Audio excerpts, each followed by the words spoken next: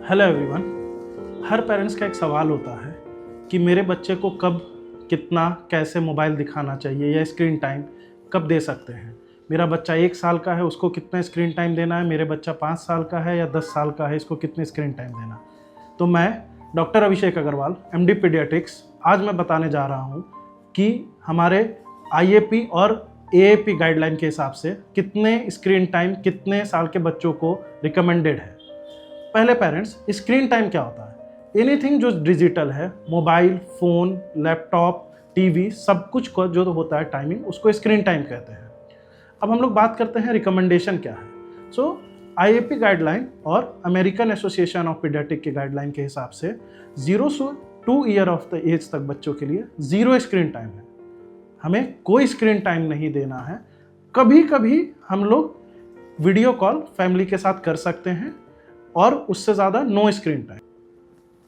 2 साल से 5 साल तक के बच्चों के लिए हमें 1 घंटे से कम स्क्रीन टाइम अलाउ है, एंड वो भी minimum 20 to not more than 20 to 30 minute, 20 से 30 मिनट के ज़्यादा एक आउट स्ट्रेच में नहीं देना है। साथ ही साथ में हमें कुछ चीज़ों का ध्यान रखना है।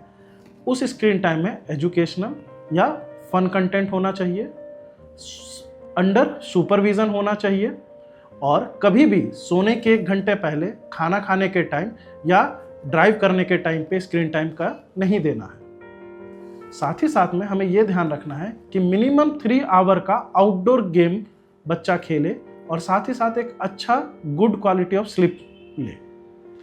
अब हम लोग बात करते हैं 5 साल से 10 साल तक के बच्चों में। 5 साल से 10 साल तक के बच्चे में maximum 2 hour of screen time allowed है, जो कि again not more then 30 minute of out stretch, and ये स्ट्रिक्ट सुपरविजन में होना चाहिए। एंड इस एज ग्रुप में कभी भी सिंगल अकाउंट हैंडलिंग नहीं देना है। यूट्यूब, इंस्टाग्राम, इनका अकाउंट हैंडलिंग बच्चों को कभी भी नहीं देना चाहिए। साथ ही साथ में हमें एक बात का ध्यान रखना है, कभी भी मल्टीटास्क अलाउ बच्चों को नहीं करना है। वो पढ़ भी रहे हैं, स्क्रीन टाइम भी देख रहे हैं, या एक तरफ गेम खेल रहे हैं, एक तरफ टीवी चल रहा है, ये अलाउ नहीं करना है। Single screen time at a time, okay.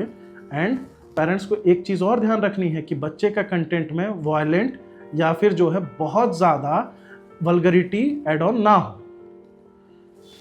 साथ ही साथ में 1 घंटा आउटसाइड प्ले का होना चाहिए, जो कि मॉडरेट टू सीवियर वाइग्रेसिटी की होनी चाहिए, और बच्चा 9 से 10 घंटे का स्लीप लेना चाहिए। अब हम लोग बात करते हैं 10 साल से बड़े बच्चों का। सो पेरेंट्स, ये बहुत वल्नरेबल स्टेज है। यहाँ पे बच्चों को कंट्रोल करना या उनको ये बताना कि अब आपको मोबाइल नहीं दिया जाएगा, बहुत प्रॉब्लमेटिक हमारे लिए होता है।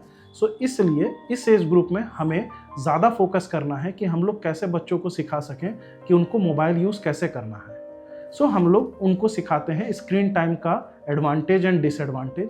इस एज ग्रुप में हम लोग बच्चों को ट्रेन करते हैं कि क्या चीज़ उनके लिए सही है व्यू के लिए और क्या चीज़ नहीं सही है।